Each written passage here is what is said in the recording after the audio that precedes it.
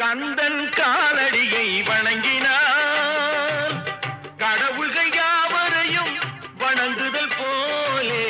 கந்தன் காலடியை வணங்கினார்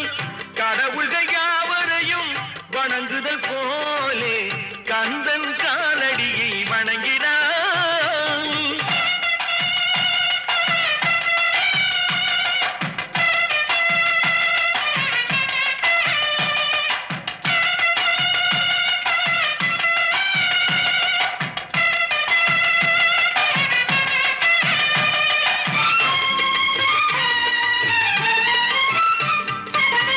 தந்தை பரமனுக்கு